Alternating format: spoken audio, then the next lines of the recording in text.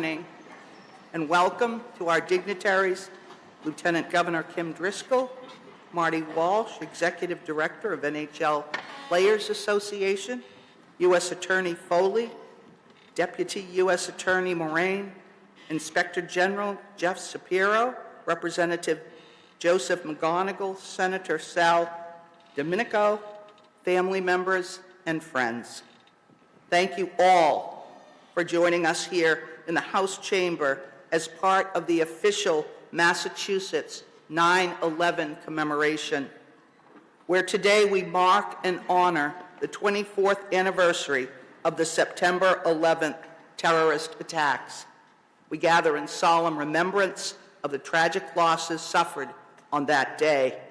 As each anniversary of this devastating event arises, we remember again the events and feelings from that day and resolve anew to honor legacies and reaffirm ideals.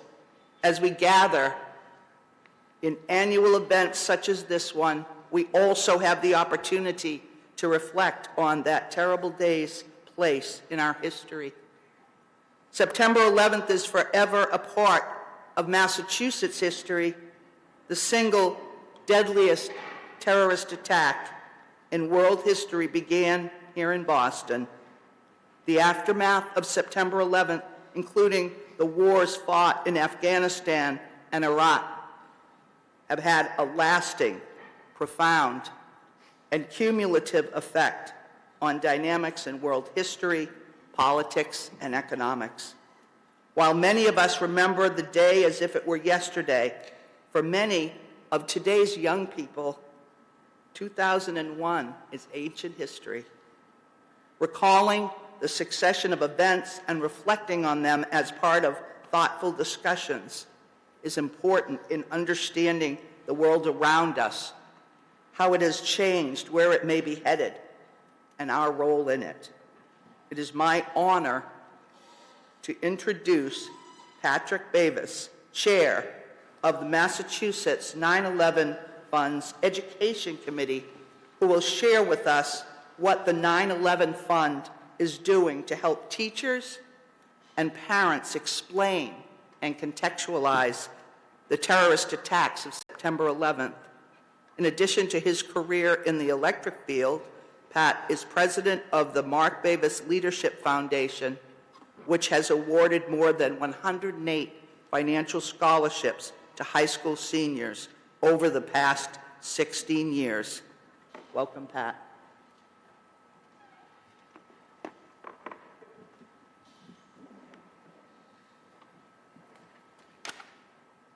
Thank you, Representative Hogan. Good morning. Thank you, Governor Haley, Lieutenant Governor Driscoll, Attorney General Campbell, Mayor Wu, the Department of Education Board, Chair Catherine Craven, Special Assistant of the Commissioner of Education, Regina Robertson, for joining us today. I especially want to thank my fellow family members who have also lost loved ones on 9/11, and our friends and colleagues whose love and support is greatly appreciated. I lost my younger brother, Mark, on 9/11. He was 31 and was on the second plane leaving Boston that morning. Mark was an NHL scout with the Los Angeles Kings and was on his way to training camp with Garnet Ace Bailey, the director of scouting and former Boston Bruin. They were together on United Flight 175 when it hit the South Tower of the World Trade Center.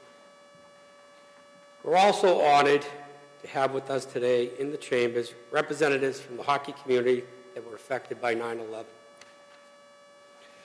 With us today, former Boston Mayor Marty Walsh, who is now president of the NHL Players Association, Bob Sweeney, Boston College standout, retired Bruin, who is now the president of the Boston Bruins Foundation.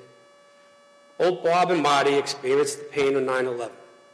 Bob losing his sister-in-law, Amy Sweeney, and Marty losing his wife's cousin, Susan McKay.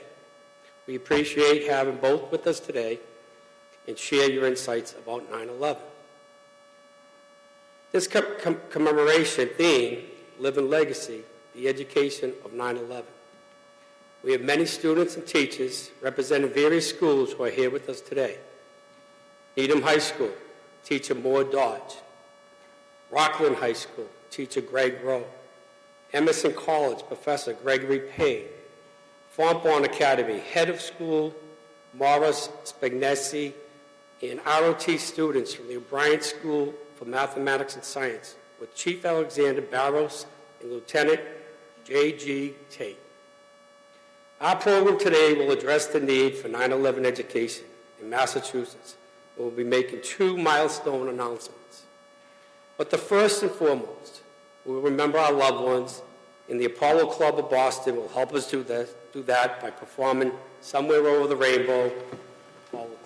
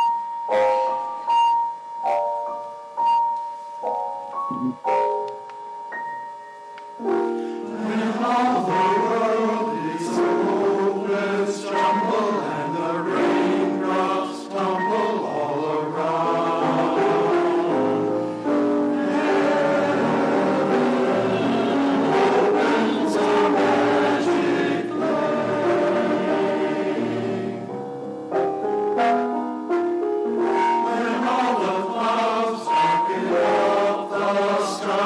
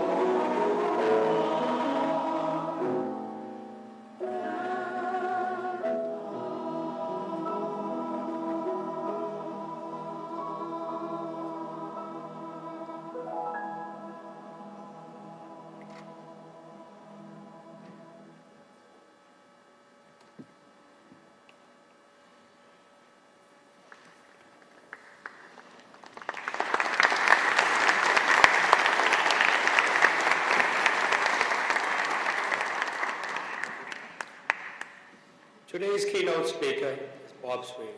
Some of you may know Bob from his career playing for the Boston Bruins. Well, Bob, like so many of us, has a larger legacy related to 9/11. Bob lost his sister-in-law, Amy.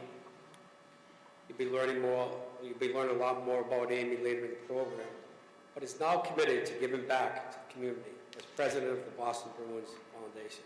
Bob.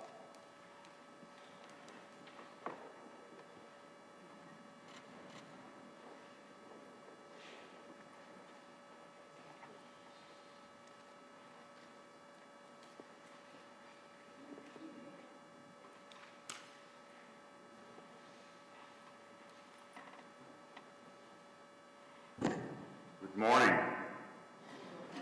Usually I don't write out a full speech, but I figured today I would, but I'm probably going to go off the cuff, but just in case here. Good morning and thank you all for being here. As Pat alluded to, I'd like to acknowledge all the dignitaries here as well. Every time we gather in these chambers, it's bittersweet. We come together to remember loved ones we lost, brothers, sisters, spouses, grandparents, uncles, aunts, and friends. My name is Bob Sweeney, and I lost my sister-in-law, Amy. She was the flight attendant on American Airlines Flight 11. That day, I was in Ireland on a golf trip. I remember I was on the 10th hole, the old course at Ballybunion, for you golfers out there. And our tour guide came out to us and explained in not many details that there had been a great accident back home, that 2 planes had gone into the World Trade Centers. He mentioned one was American Airlines based out of Boston. As soon as he mentioned that, I knew Amy used to fly that route, but I was telling myself it couldn't be her. We proceeded to finish the round. When I got off the 18th hole, I remember seeing a few familiar faces. A group of friends of mine from my home course in Ipswich were on another golf trip. And as soon as I greeted them, they mentioned what had happened. And they said, "You need to call home." As you all know, phone service around the world was basically shut off for numerous hours. I finally made that phone call, and it was the toughest phone call I ever had to make. My brother Michael. As soon as he answered the phone, I knew she was on that flight.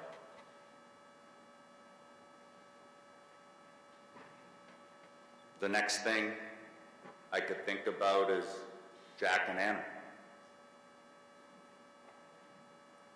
My wife Angela and Amy were very close. We both had kids very similar in ages. I could only think, what if this was me?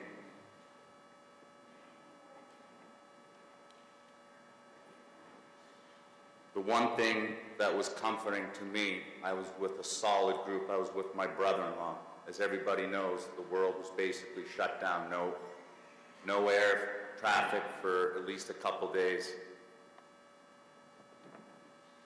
I was able to get to London 2 days later, and then the following day they put me on the first flight to Chicago and then to Newark. Amy's service was the next morning, and there was no way, there was no flights available, so I rented a car, got home at around 4 a.m. to make her 11 o'clock service. That day changed all of our lives. But when I look around this room, I see strength. I see resilience. I see spouses and children who have grown into remarkable individuals. I believe in fate. I just had retired from playing hockey for 15 years professionally. That May, before 9/11. After 9/11, I talked to my brother-in-law, who was an attorney, about possibly starting a foundation. He advised me I might be better off partnering with Mass 9/11 Fund, which we did. As I mentioned, I was just retired and I wasn't really prepared to do a few events in the fundraising world, but I was happy to partner with a dear friend of our families, Lynn McCoy, and different family members and friends to pull an event together in 6 weeks, which we raised just under $200,000. I think after that day, I realized I might have my second calling, and that was fundraising and helping others. We went on to do 2 other additional golf tournaments to benefit the families of 9/11 the next 2 years. After that, I was elected president of the Bruins Alumni, which supports numerous charities through alumni hockey games, and eventually to the present role I have today with the Boston Bruins Foundation, which I've been overseeing for the last 19 years, helping hundreds of charities, raising millions of dollars. When I see what others have done to honor their loved ones, I'm truly inspired. Listen to these facts from family members that have started foundations or different initiatives in honor of their loved ones. 82 memorials across Massachusetts, including the Garden of Remembrance and the Survivor Tree at the Boston Public Garden, where we'll be gathering after lunch for the wreath laying. 55 scholarship funds supporting countless students. 37 foundations and funds. 25 fundraising events yearly, whether it's road races, golf tournaments. 21 facilities, playgrounds, therapeutic centers, camps, numerous awards. While it's impossible to quantify the full impact, tens of millions of dollars have been raised and given to students and families in need. You didn't forget. You all should be very proud of these accomplishments.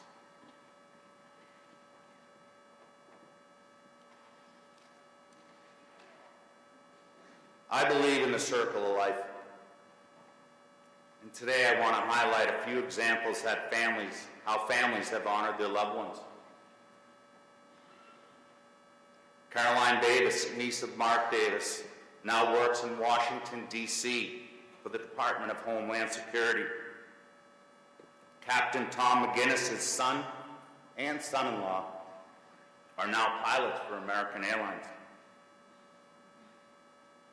My niece Anna, she earned her undergrad and master's degrees from Northeastern, focusing on criminal justice and counterterrorism.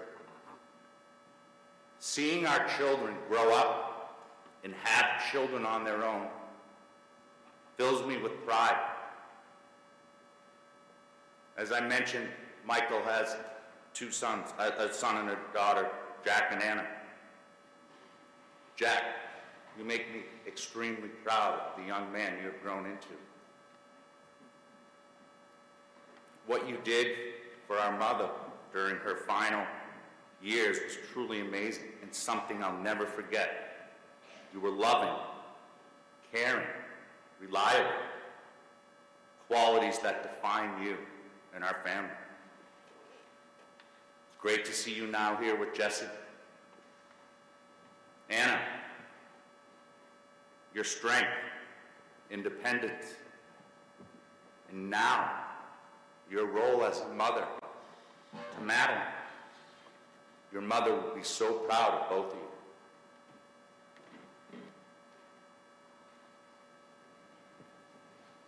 You both have stood by your father as he faced his own battles with his health, with Parkinson's.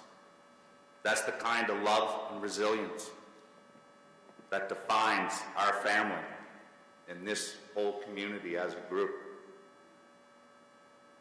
Michael, having to raise 2 young children by yourself, And let's face it, we had a lot of help from our sisters here. It's truly amazing and something no one should ever have to endure. To you, Anna, Jack, Michael, I love you and admire you. My message here today is simple. 24 years ago, on this horrific day, we will never forget, but we should be proud of what people in this room have done to honor their loved ones. We will never forget. Thank you. God bless.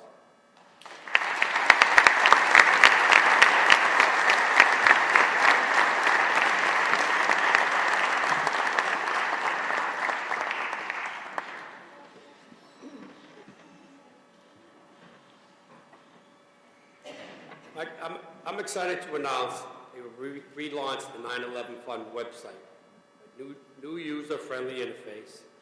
Our new website is visually engaging, easy to navigate, content streamlined, and is politically sensitive.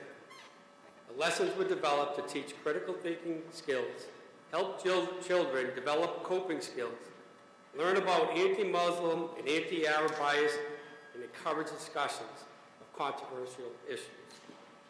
We'd like to show you a brief welcome to the Mass 9/11 website video and a message from our family members.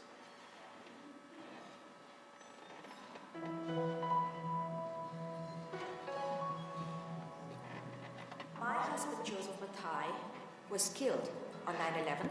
We remember by honoring and reminding the public about the 206 people with ties to Massachusetts whose lives were lost on that horrific day.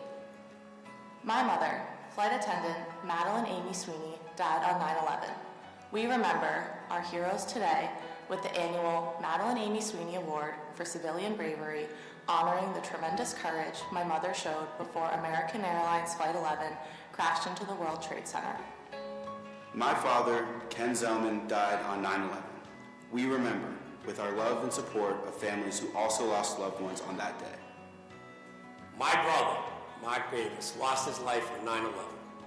We remember by educating the public, especially students not alive on September 11th, about the victims and the impact the terrorist attacks still have on our lives today. My brother, John Brett Cahill, died on 9/11. We remember through commemoration ceremonies at the State House every September 11th. My father, Captain John Oganowski, was killed on 9/11. We remember by commemorating and educating with information everyone can access on this website, massfund.org.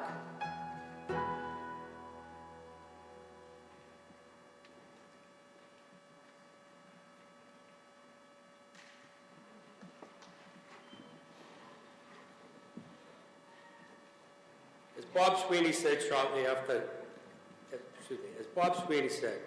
9/11, many 9/11 families started foundations, organizations to keep their loved ones' memories alive, and to ensure that they didn't die in vain. 9/11 family members were determined to take that horrific day and create something positive and everlasting out of it. Approximately 15 years ago, the 9/11 Fund created an education committee, and the family members volunteered to visit high schools to talk about the events of 9/11 and the impact it had on both personally as well as the impact on broader society. During these presentations, valuable conversations occurred between students and family members, and the themes of loss, resilience, emerged. We have continued visiting high school students, meeting students who were not yet born on 9/11, about the tragic and public way we saw a family member killed. We want the students to understand that two of the horrific attacks originated in Massachusetts. The cause that led to the 9/11, the immediate aftermath of that day, and the long-term changes of our society. Nearly 100 memorials throughout the state. Recently, Leslie Blair took a tour of the educational resources on the road to the school that has a special meaning to her. Watch it.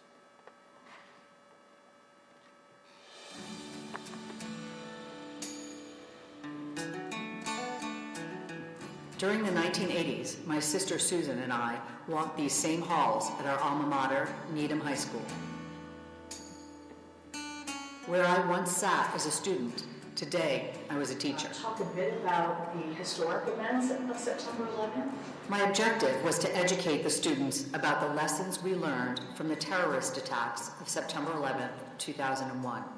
But first, I wanted to tell them about my amazing sister and how we lost her that day. Susan Blair was my sister. She was a Needham High School graduate, 1984. She was working on the 92nd floor of the South Tower at the World Trade Center in New York City. From the information that we could gather in the immediate aftermath, and the immediate aftermath was absolutely chaotic. No one knew what was going on. News reports were sketchy. All I knew was that my sister was at work in the World Trade Center, and a plane just flew into that building. So she was likely killed on impact. With the students fully engaged, I presented a broad curriculum about how the most horrific tragedy in our country's history began in Massachusetts, and how September 11th, 2001 transformed our country like no other day, ever. But today, I had to begin with a very basic question. How many of you had heard about September 11th? Obviously, you don't remember it, but it's not often taught in schools, and the subject of 9/11 is sometimes forgotten as history has progressed over the years. 2 of these planes left from Logan International Airport in Boston. Is anyone aware of the significance of Massachusetts? I hinted at it a little bit earlier. Why do you think the hijackers targeted the buildings that they targeted? I believe that the impact of those events are still with us today. In addition to the 2,977 people that died on that day, over 4,000 since have died, primarily from cancer and respiratory illnesses that resulted from the toxins that were released. So what I'd like to do in this section is talk about some of the facts and the history of what happened. We also talked about the Massachusetts families directly affected by 9/11, many of whom, like my mother, have chosen to heal by taking a higher ground rather than holding on to their grief and anger. I think Sue would want me to be joyful, happy, kind, considerate, respectful of others. That's what she was. That's who she was. And I tried to live up to that every day. And it was clear that the students appreciated that point. I know watching that video, it was a really sad time for them, but they all reflected on how it made them today and how they put something so negative into something they share to everyone. And we discussed the nearly 100 memorials all over Massachusetts that honor the victims of 9/11. Who has seen the memorial for Sue outside? I believe that as a society, we have an obligation to educate this next generation of students. Through them, we fulfill the promise we made as a nation almost 25 years ago. The same promise I made to Susan, that we will never forget, neither the ones we loved nor the lessons we learned.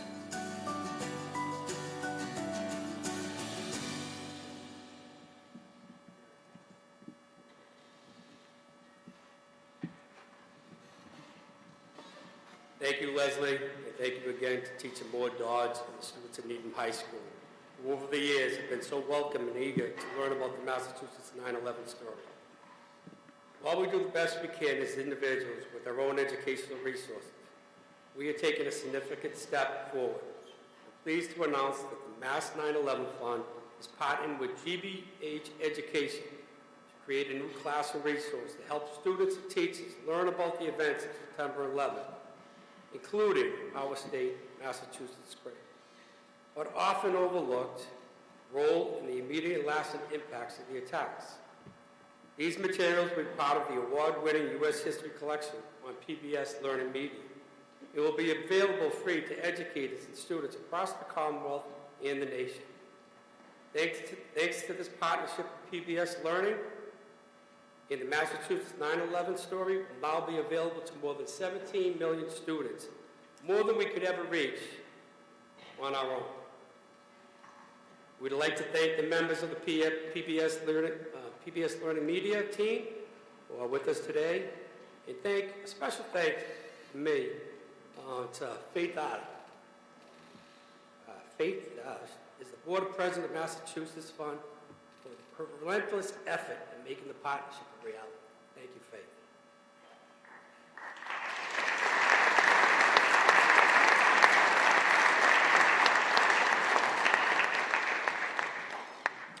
I am thrilled with this progress with the relaunching of our partnership with PBS. But there's much more work to be done. We know for a fact that only a handful of Massachusetts schools teach anything related to 9/11, and many do not even have a moment of silence in it. Today, high school students, even some of their teachers, were not born on 9/11. This is not their fault, but shame on us, we do not teach the tragedy of 9/11 like we do other significant historical events such as the Battle of Bunker Hill, the battles of Lexington and Concord, and Pearl Harbor. Teaching these events using any method an educator finds suitable, such as in a historical context or reading first-hand account of a survivor, opens the doors to discussion about resilience, responsibility, loss, politics, etc. Only 14 states mandate education related to 9/11. In Massachusetts, the state where two of the attacks originated, is not one of them. The Massachusetts Board of Education members, the Secretary of Education, and the Education Commission to review the materials developed by the 9/11 Fund, PBS Learning Media, and to consider using the resources not only to honor the 219 victims with Massachusetts roots or ties, but also teach important lifelong lessons. Every student in Massachusetts should understand the impact of 9/11, so something like this never happens to other families again. In 2001, we said, as a country, we will never forget. But as Leslie Blair said in the video, 9/11's not often taught in schools, and sometimes it is forgotten in history. This is an important point as we need to know, as a society, that terrorism is never accepted and that we will never forget. A good friend gave me this and I added it to my speech. We have become far too numb to all the violence that surrounds us today. We rush from one breaking news story to the next, online and over the air. We hear songs on repeat in our headphones celebrating violence for the sake of violence. We watch TV shows and movies where death and destruction are just run-of-the-mill plot lines. It's far too easy today for far too many to forget. The pain still in our hearts. To forget the suffering then, to forget those suffering now, the first responders on 9/11 who were exposed to the toxic fumes, to forget the eternal loss of so many of our dear loved ones. The terrorists on 9/11 try to shatter our country. Those seismic disruptions continue to echo across our land to this day, and they will continue to echo for future generations, long after you and I are gone. We cannot become numb to what the history of the horrible day teaches us.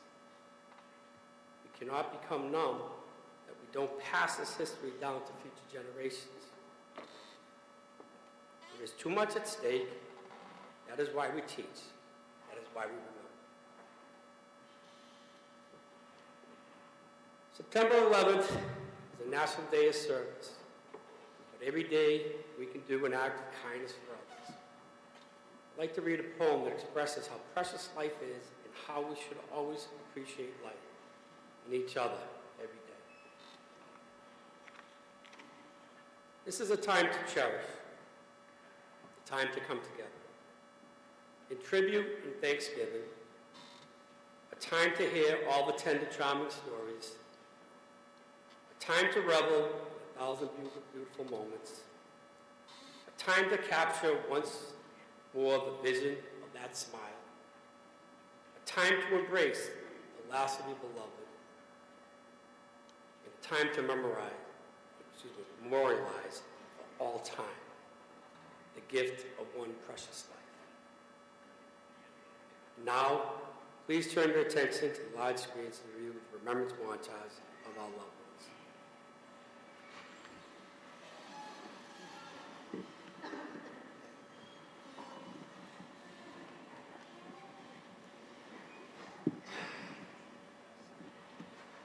Before we start, this will be followed by a 16-year-old Isabella Coatney, the granddaughter of Marie Papalato, who will be singing Time to Say Goodbye by Andrea Bocelli.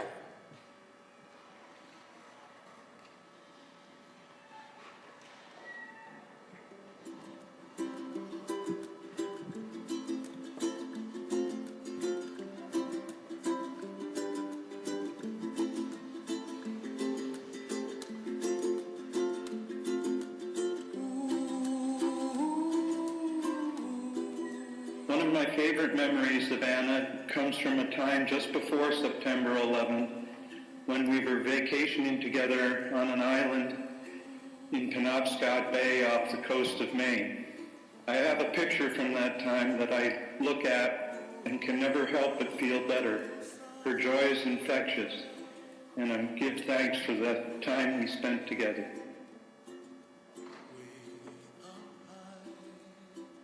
One of the things that came to us in the days following 9/11 was how much Mark impacted kids he coached through the summers, through junior teams, even in college. We thought the best way to honor that memory and for it to be his legacy was to help young people in the state of Massachusetts achieve their goals. I can really say that she was my best friend. And because she'd known me for so long, she really was my touchstone. I think that's the thing I miss the most. To date, we have no remains of my brother John, so I believe he is in the sunsets, for it is the particles in the ozone that make the sunset's colors. On a Saturday morning, he would get up and he would ask the kids, just give me time to have my coffee and read the Globe, and then I'm all yours. And they'd play a game called Push Daddy Off the Couch, and he'd be laying on the couch, and all three of them would pile on him and see what they could do about getting him off the couch. And it became a game that they played on a regular basis, and the laughter in the house would just be unbelievable. And that's one thing I noticed after Jeff died was that I missed the most, was the laughter that he caused. Jay was a fun, loving, and devoted family man.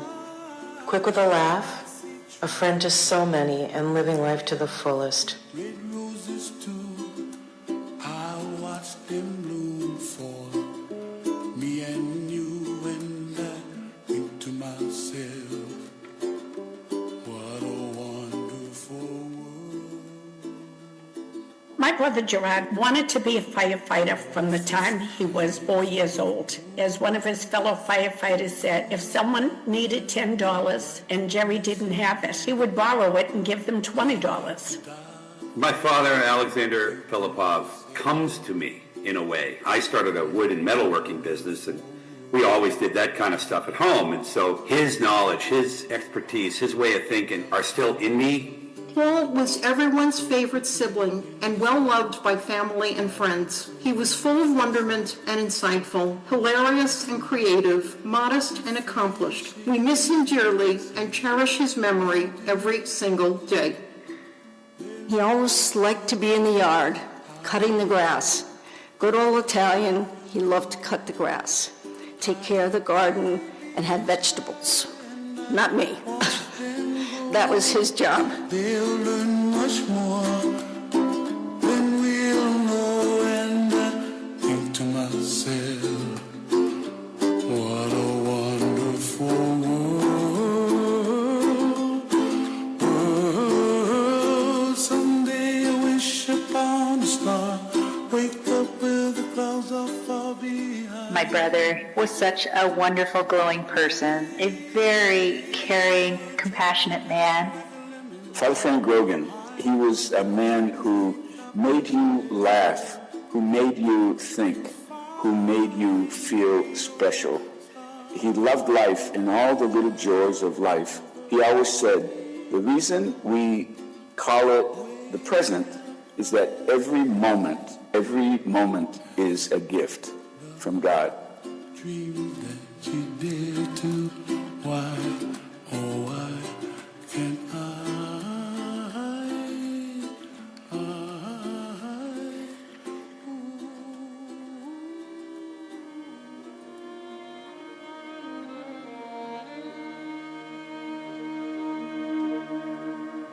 For my brother Rob, family was everything. He would tell you how blessed he was to find the woman who was perfect for him. Together they would start a family. That was Rob's pride and joy. Rob's strengths were many, including never speaking an unkind word, a trait that came naturally for him. I miss you, Rob, today and every day. The one thing that has stuck with me is my grandma's last words to me and my brother. She said, promise me when I'm gone, you two won't grow up one bit. I told Bill, I need a sign from you, honey, knowing that you are okay. Soon after, I started to find a penny here and there in the most unusual places. It often happened when I was thinking a lot about him on a particular day. This was my sign, and it continues to be so. Harry was everybody's favorite, an attractive, successful, funny, warm, smart, creative, spontaneous. He was so excited that his first child might be born on his birthday, September 16th. He never knew that his son was born the day after. One of my favorite memories of my mom was when she went grocery shopping. She would always bring me a tiny can of sweet condensed milk. I was a flight attendant with Amy Jarrett. She was just on the ball. She was, for a 28-year-old girl, she had it together professionally, and she was funny. She was funny. She cracked everybody up on the layovers. She was just a great girl. When I am on your shoulders, you raise me up to more than I can be.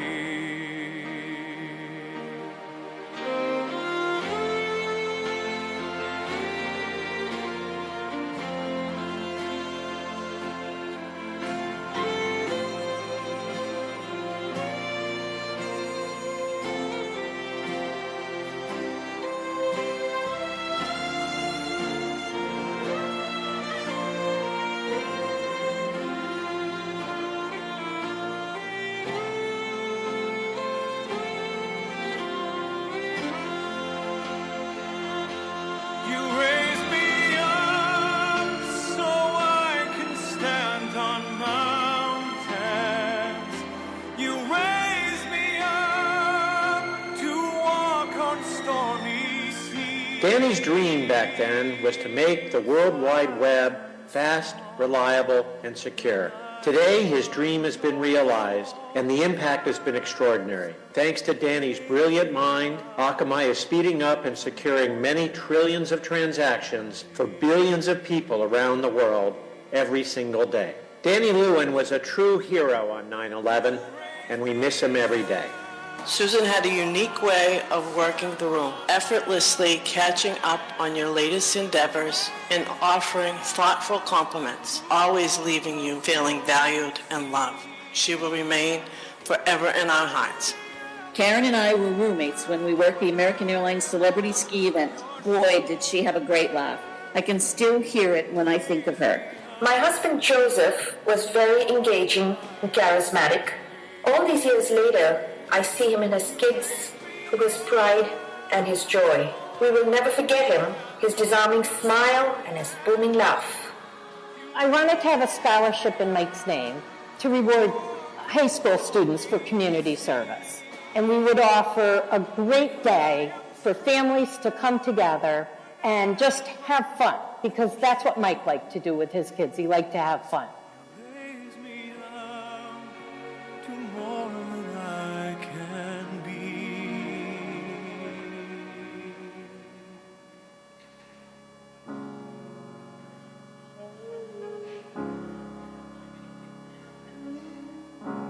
Spend all your time waiting for that second chance, for a break that would make it okay. There's always some reason to feel not good enough, and it's hard at the end of the day. I need some distraction. Oh, beautiful release. Memories seep from my veins. Let me be empty.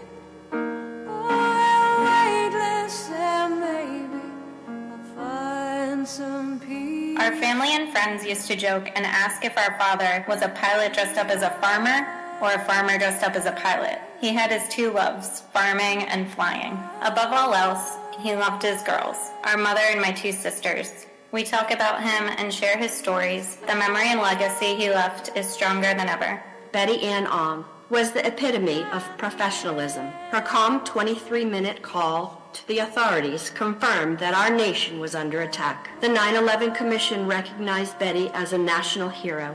She was loved and adored by everyone she knew. My mom cared very much for animals. She adored her own cats and would help strays by putting an opening in her garage to feed them and get them out of the elements. She is truly missed, and like all of our loved ones, they will never be forgotten. Tommy was the youngest of 5 children and the only son. My brother was a great listener, and he offered much comfort and advice. He had no enemies, only friends. He made everyone feel special.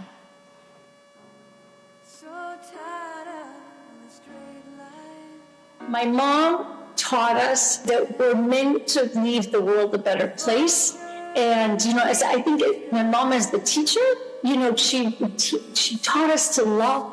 And for me, I'm just so grateful for having been blessed with that gift.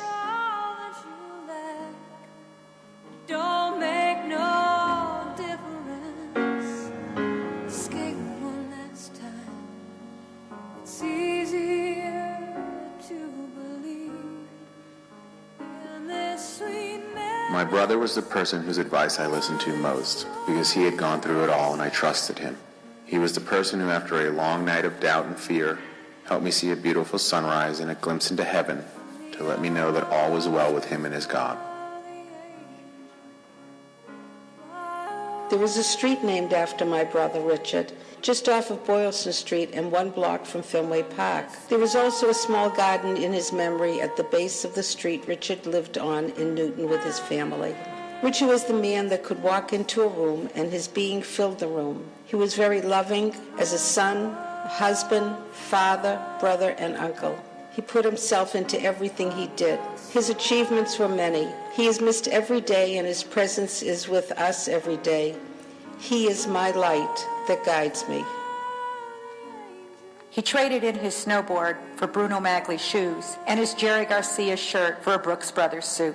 Matthew's smile was electric, and it was the first thing everyone noticed when they met him.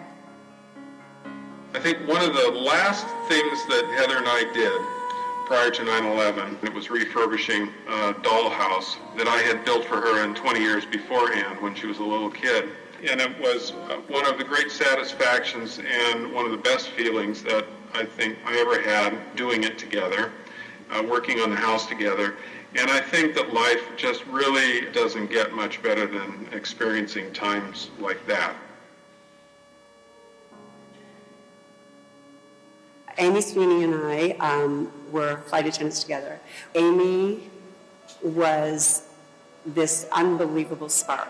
Wherever we flew to, Amy was in search of the perfect margarita. She just was light, she was, and she brought so much happiness and joy and laughter, and I take it as a great honor to know that I was part of a small, little, tiny inkling of her life. Something everyone always remembers about Rick is that you heard him well before you saw him. He had an infectious sense of humor and personality that left people feeling better having spent time with him. Rick would be just amazed at the number of memorials established in his memory. They are a true testament to what he accomplished in his short 35 years. Rick's Place, an amazing grief counseling center for children in our hometown of Wilbraham, Mass., started by my father and a few high school friends, has benefited so many children since 2007. The inscribed bench where Rick's memorial service was held captures his spirit. His laughter was the splash of water across the landscape, his heart the horizon.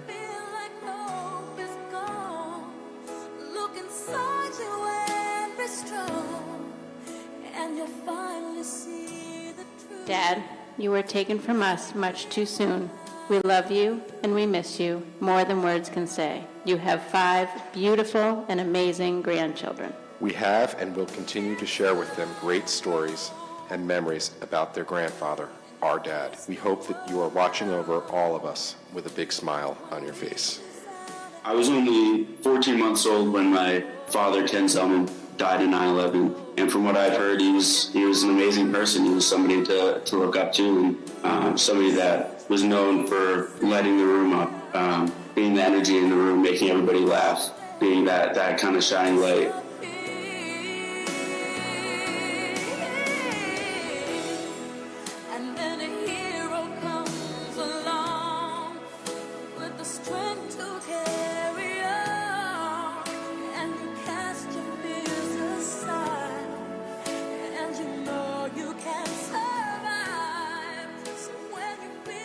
Months before she died, I had given birth to my daughter, and everyone thought that she was going to be a boy. So when I had a girl, people were ecstatic, and my mom was just super, super excited because she finally got to shop for a little girl. But I was very adamant that I didn't want Amelia to wear pink. So my mom was always trying to find the most girly blue things for Amelia. And I would say it was about maybe a week or 2 after she died that my dad and I finally got the courage to open the back of her car. And in the back of her car, we found about, I would say, 10 to 12 bags from like Filene's and Macy's. And in each bag were different types of blue dresses for Amelia because my mom had been stockpiling them. The summer after 9/11, we noticed that my aunt was sending butterflies, and we were able to notice this because our backyard was filled with hundreds of them, and only black and yellow butterflies. I graduated a couple weeks ago, right about as they began calling names, yellow and black butterfly, and then my mom told me that it came to her after it went by me. Whenever we see the black and yellow butterflies, we know that they're from her.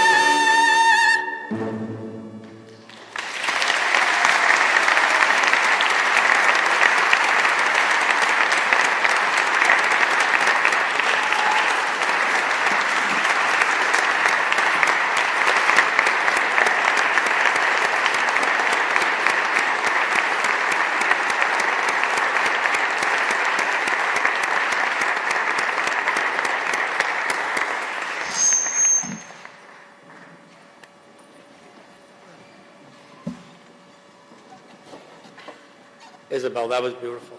Thank you. At this time in the program, I'm supposed to introduce former Mayor Marty Walsh. As we can see, Marty, I don't believe is here. Obviously, something major came up because Marty was... What's that? He came in the back door, I guess. Well, even better. That's great. Well, Marty, it's all yours, buddy.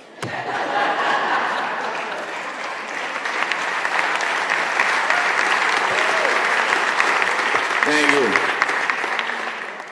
Pat, thank you for that beautiful, warm introduction you just gave me. Very excited about it. And I was going to talk about how great your speech was, but, now I'm going to talk about how great Bob's speech was. Thank you for having me today. To the supporters and the members of the Massachusetts 9/11 Fund, thank you. Isabel, you were amazing. That was absolutely amazing.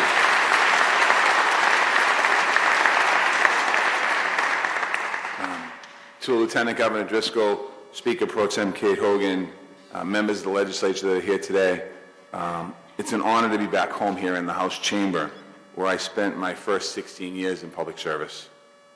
I want to recognize the veterans and service members, firefighters, police officers, the EMTs, and first responders. I also want to recognize the Sweeney family and 206 family members that are in this chamber today. Your families and loved ones forever changed all of us. We honor you and your loved ones today. We learn from you and learn from your loved ones each and every single day. The truth is, September 11th changed all of us because it changed our world. For those lucky enough to know the families and first responders, it also changed our hearts. For me, their example was a beacon of my career in public service, and I know I'm not alone, the only person that can say that. I was a state representative on September 11th, and I was just a few years into my career. Laurie's cousin, Susan McKay, was on Flight 11, and she was an amazing woman from an amazing family. Talking to Susan's family, the Sweeneys, and other families over the years showed me what strength really looks like. They were the first responders, the heroes of 9/11, those who gave their lives in New York City, those who came from Boston and flocked to Ground Zero to support their recovery efforts.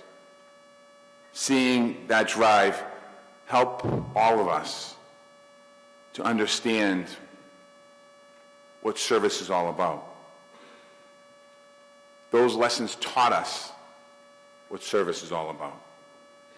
These experiences helped prepare me for the aftermath of the marathon bombing 2013. We knew because of you how to pull together as a community. In my first year as mayor, Bob talked about this, we gathered with many of you in this room today to plant the survivor tree at the Boston Public Gardens. That tree was taken from saplings of the 9/11 survivor tree found at Ground Zero. It has grown there for over a decade, honoring the memories of those who we lost in the tragedy of 9/11, but also the marathon tragedy, and reminding us that we must never forget. We will never forget. I feel that in my heart, and I know everyone here does as well. But to deliver on that promise, we have to do more than remember. We have to teach. I think of our grandchildren. They will only know of 9/11 of what we tell them, and they will only learn the lessons if we share them. And it's our duty to do that, for their sake as much as anyone else's. This is why I'm supporting the efforts that Pat spoke about today.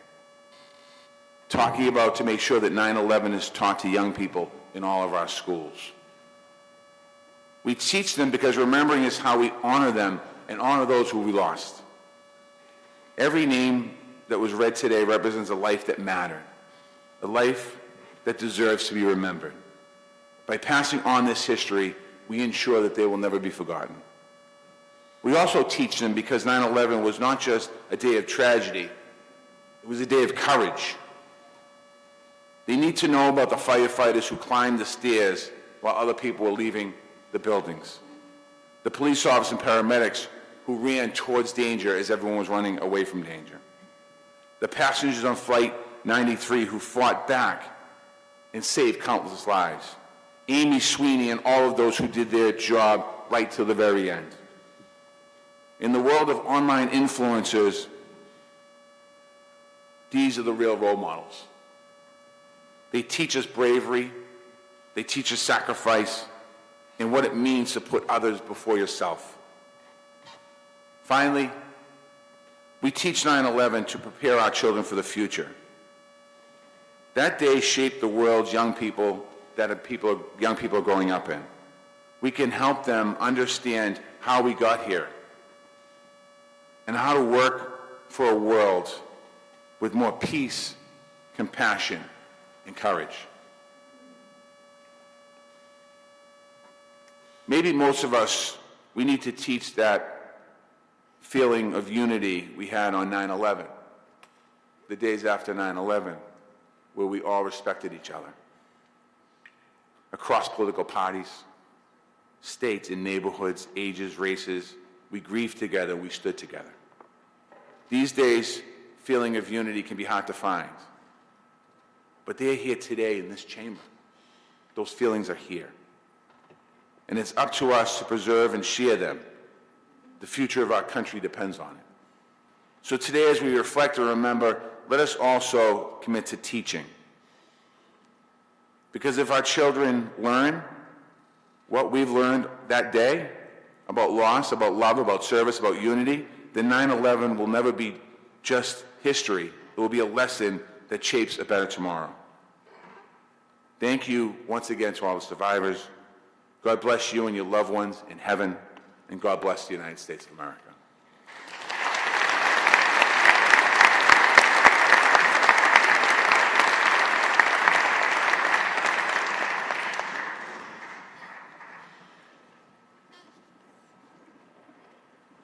Thank you, Mr. Mayor, Mayor Walsh.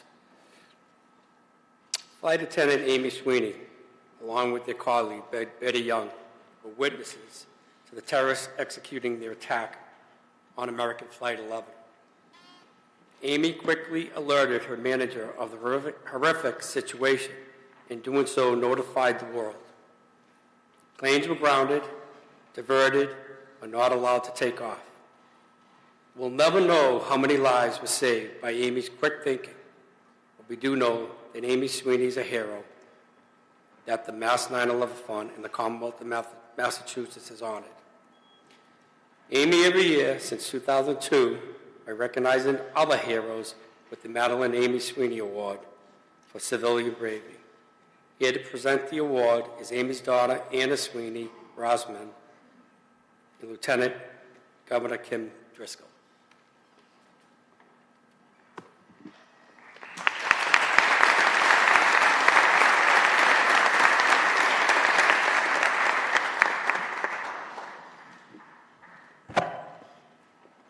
Thank you and welcome.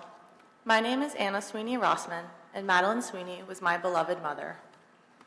On behalf of my family, thank you to all responsible for making sure that my mother's spirit and heroism is recognized each year on 9/11 through the Commonwealth's Madeline Amy Sweeney Award for Civilian Bravery.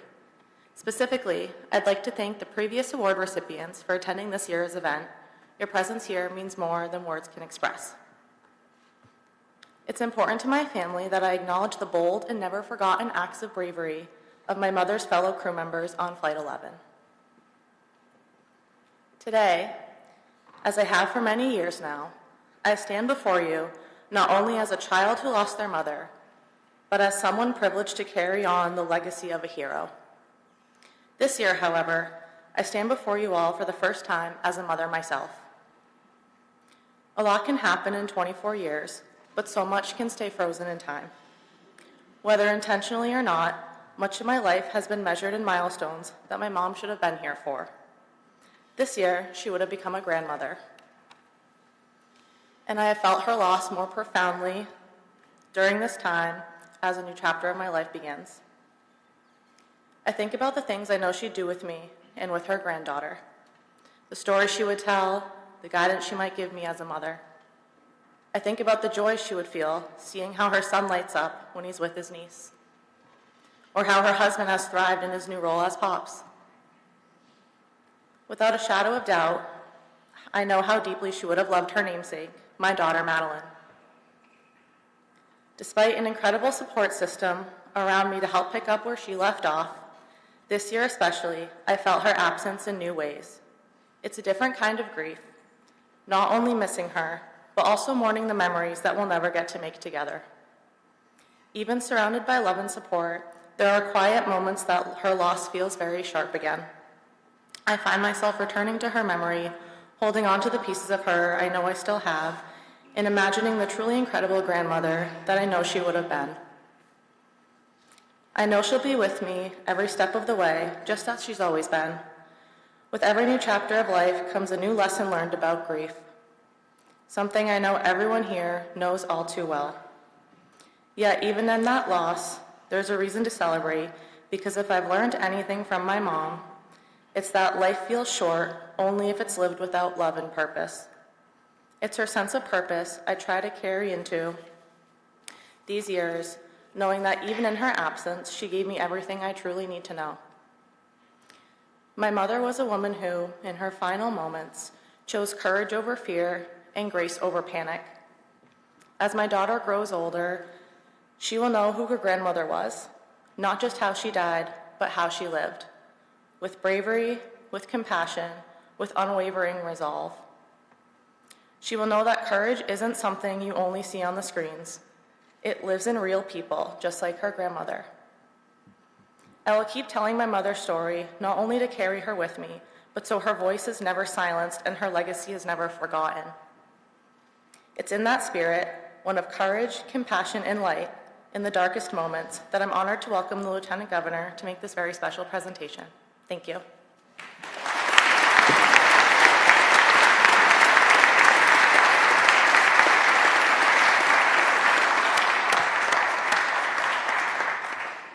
Thank you, Anna, for that beautiful reflection of your mom and continuing to share her beautiful life and profound legacy on this difficult day. Thank you also to Bob and the entire family. Hearing from you about the impacts and what this meant, it's important for us to realize. And Pat and the Massachusetts 9/11 Fund, thank you for your commitment to this community and to all the good work you do, especially now around educating the next generation. We pledge to work with you to make sure that happens. There are 351 cities and towns, 351 school districts need to know what happened on 9/11 and how it has had a profound impact on Massachusetts. We will get that done.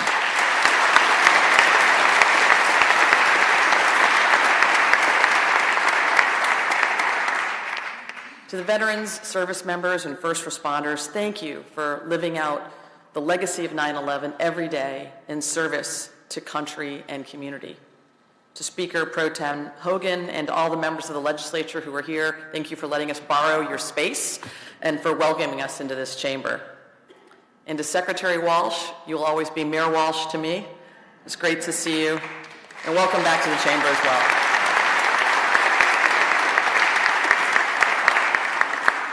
We're also pleased to be joined by our Inspector General, Jeff Shapiro, and U.S. Attorney Leah Foley. Thank you very much and appreciate you both being here as well. And really thank you to everyone for coming together to uphold what is a very unique Massachusetts tradition. And certainly to our most honored guests, the family members of those cherished loved ones whose names we read this morning. On behalf of our entire Commonwealth, it is a deep privilege for all of us to pay tribute to them and to you today. We thank you for the ways you have shared their spirit and make the world a better place through the Massachusetts 9/11 Fund and beyond. You know, we were out today on the steps reading the names. Today is very much like it was on 9/11 in 2001. Blue skies, beautiful day. Never really foretold what would happen.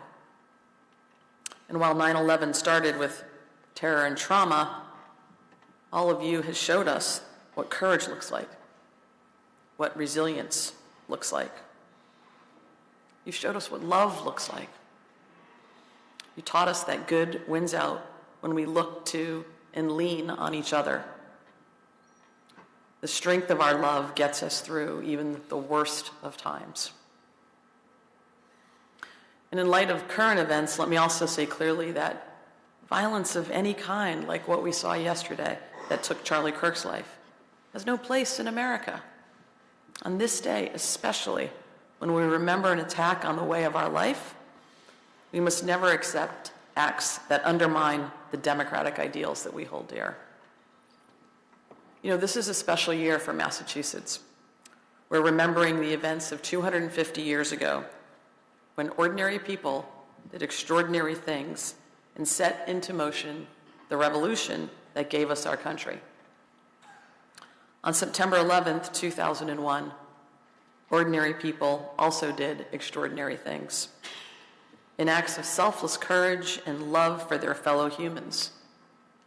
In this community, all of you have continued to also do extraordinary things.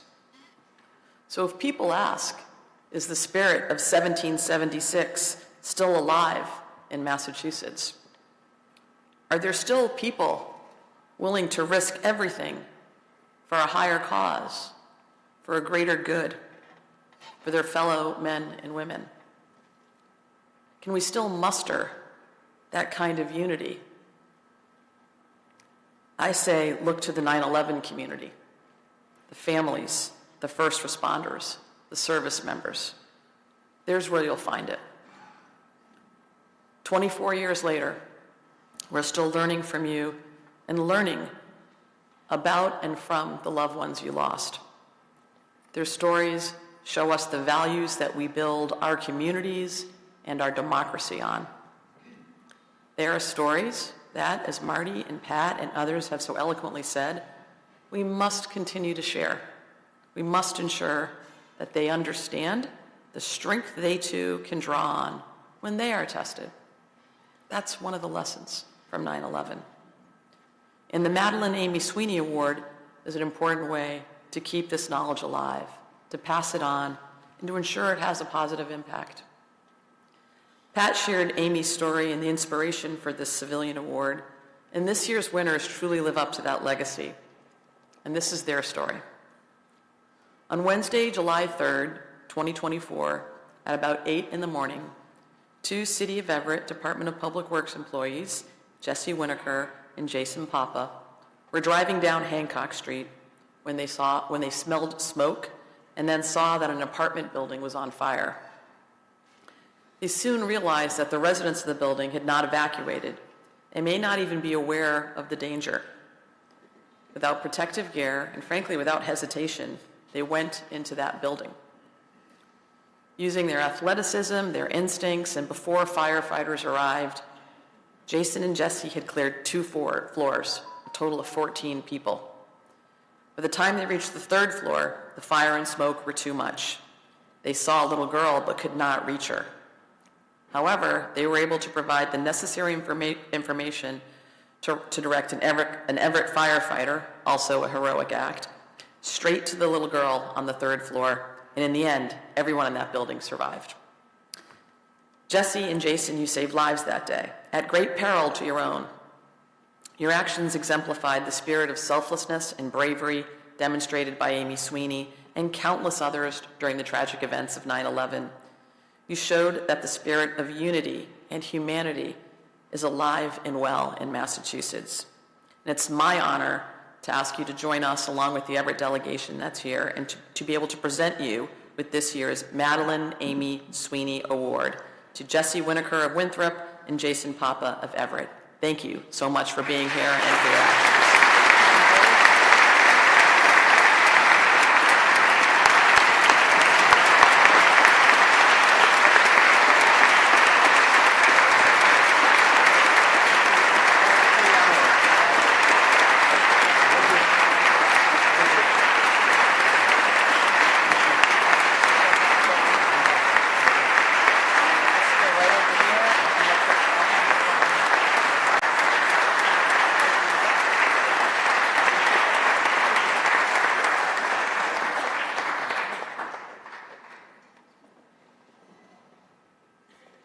just from work, by the way. We pulled him off a water break to get here.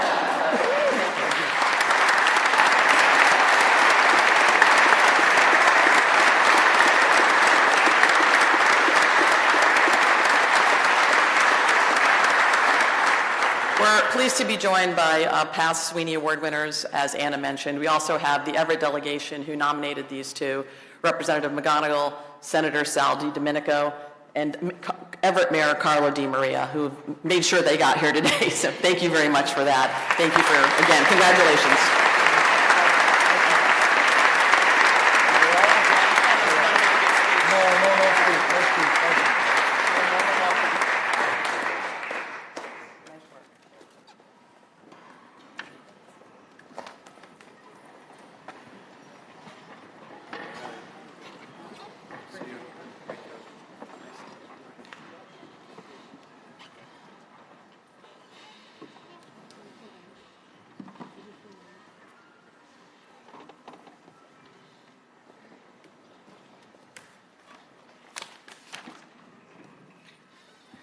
Congratulations again, Jason and Jesse.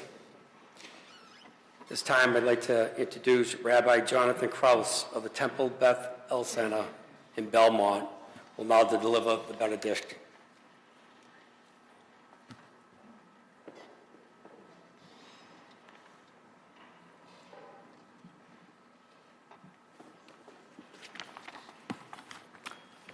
Paul Friedman was a member of our congregation.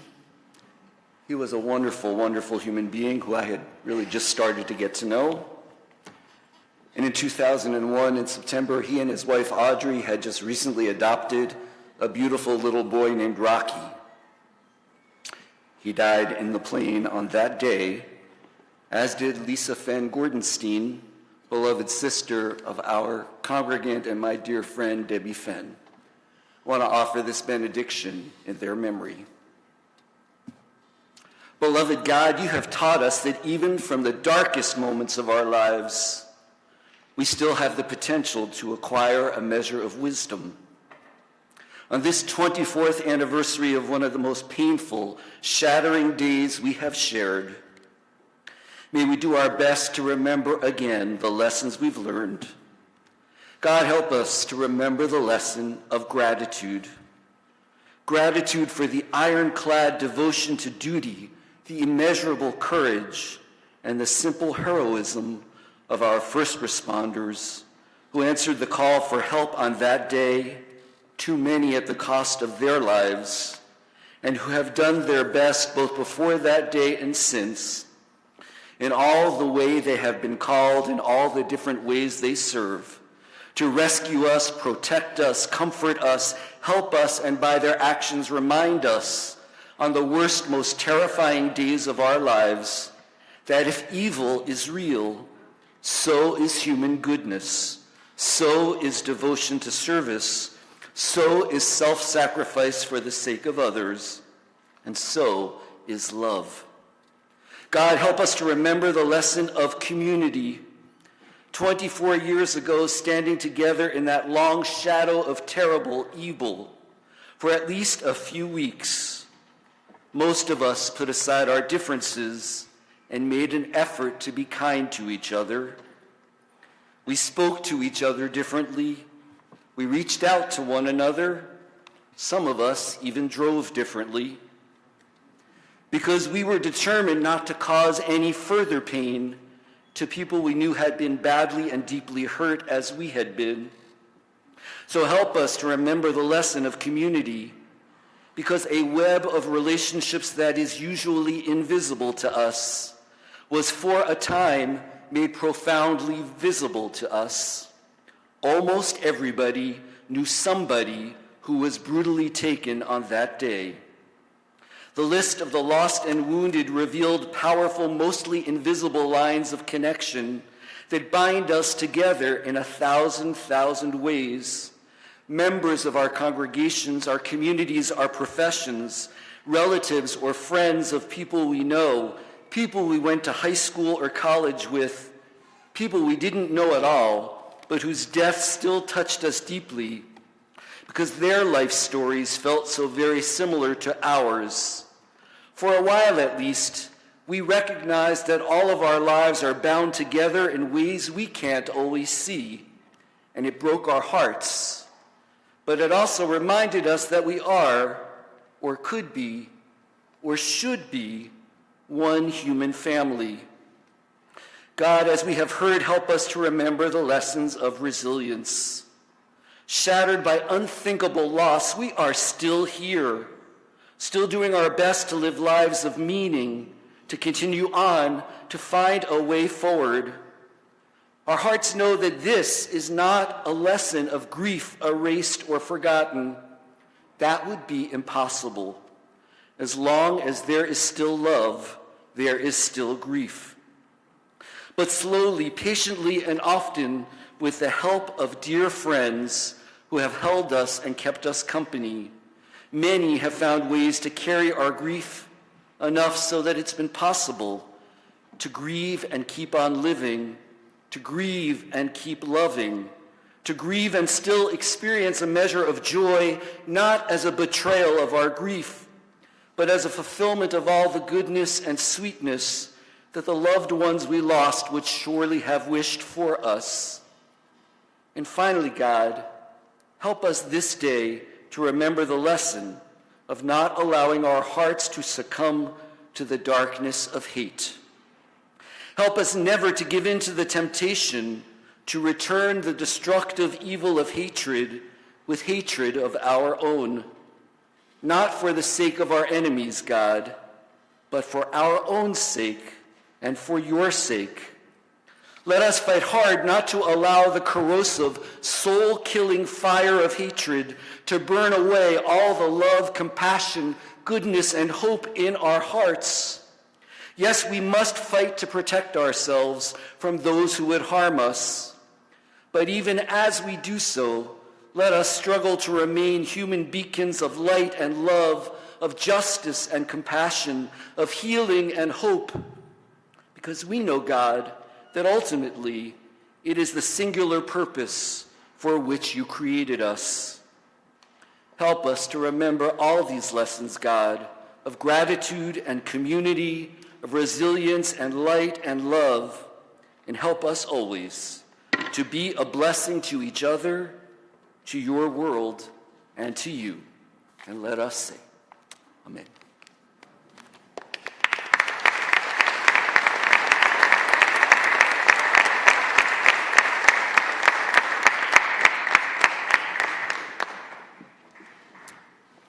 In closing, I want to give some special thanks to Bob Sweeney, Marty Walsh. They put a lot of effort in this summer, jumping on Zoom calls when they had their own life going on. Just want to thank them personally. I do want to thank the Governor, Maura Healey, and Lieutenant Governor Driscoll for the first time publicly coming out saying they're going to make this happen. And I hate to tell you, I'm going to hold you to it. So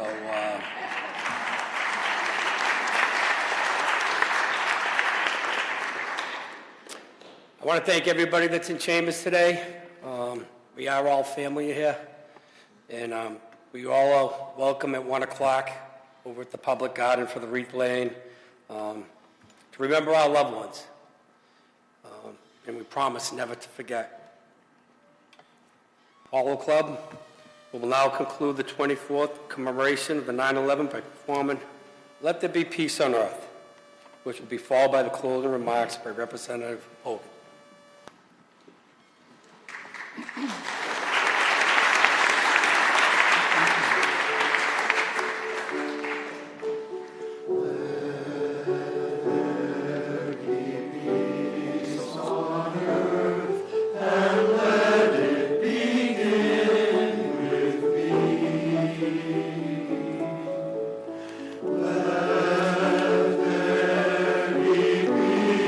On earth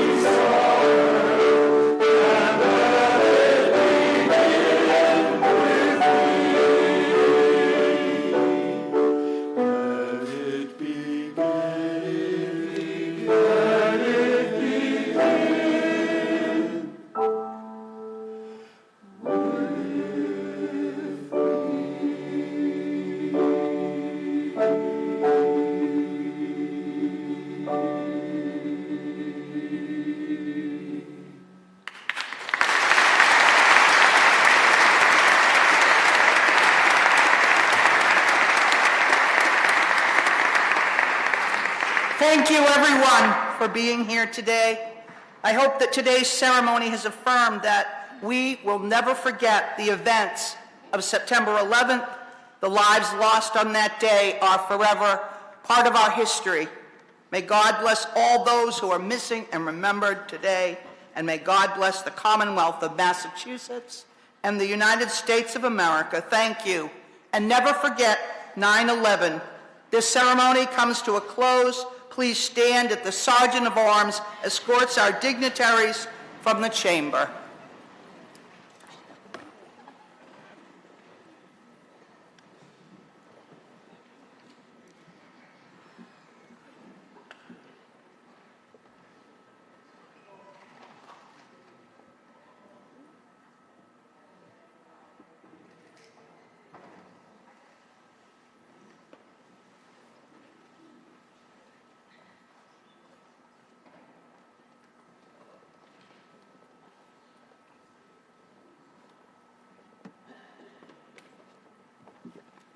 This concludes our presentation today. Hopefully you'll join us at 1 o'clock at the Public Garden. Thank you.